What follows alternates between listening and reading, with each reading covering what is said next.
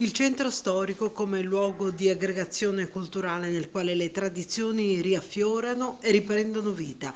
E così la centrale storica via San Girolamo pulsa di emozioni natalizie, manufatti di pregio che creano uno straordinario presepe, riscoperta di antichi mestieri, gastronomia locale, profumi e musiche che in pochi attimi abbracciano i visitatori e li accolgono in un clima di gioiosa festività. Sabato l'inaugurazione del presepe e nei prossimi giorni tante iniziative dove cibo e musica allieteranno il Natale di agrigentini e turisti. Mario Gallo. Un presepe bellissimo questa sera nel centro storico, che è la parte in cui si vivono le tradizioni natalizie. Sì, e abbiamo il piacere stasera di farvi rivedere, dopo un anno di pausa perché era stato distrutto da Girgenti Acque, il presepe del centro storico.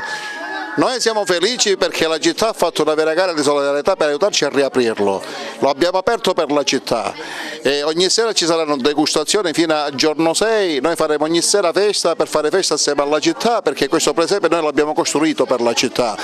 Rappresenta la città in miniatura perché tutti questi palazzi sono tutti palazzi veri, antichi, riprodotti in miniatura, perché questa è la vecchia Girgenti, la vera Girgenti che noi vogliamo far rivivere attraverso anche il Natale.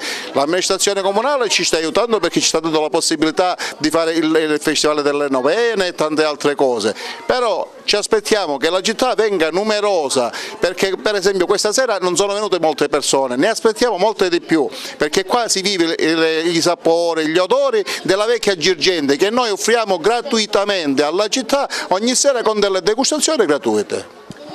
Quanto tempo ci è voluto per realizzare questo presepe, che è grandissimo, bellissimo e tra l'altro anche di qualità, perché ci sono dei materiali che insomma non sono i soliti?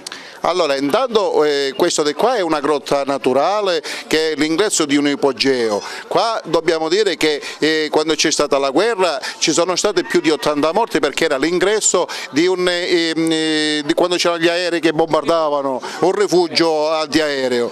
E poi noi lo abbiamo recuperato perché era andato distrutto e abbiamo voluto costruire questo presepe che ci sono voluti almeno penso 10 anni per costruirlo. Però piano piano noi lo abbiamo fatto e lo abbiamo quest'anno risistemato per la città, perché questo presepe è della città di Agrigento, della vecchia Girgenti, che vuole il suo riscatto attraverso queste opere e attraverso pure TVA che in tutti questi anni ci ha seguito, vuole dimostrare che è una città che vuole resistere all'usura del tempo. Non possiamo che ringraziare vivamente tutta la gente del centro storico che ciò conferma pienamente che Agrigento non è solo la Valle dei Templi, Agrigento è titolare pure di un patrimonio culturale che va oltre la Valle Templi, rappresentata all'interno del centro storico. Girgenti è questa ed è la sua gente che investe all'interno del suo centro storico con le proprie risorse e con le proprie finanze e mette le condizioni anche ai turisti di poter apprezzare luoghi stupendi come questo. Quindi complimenti a Girgenti e complimenti al popolo del centro storico di Agrigento.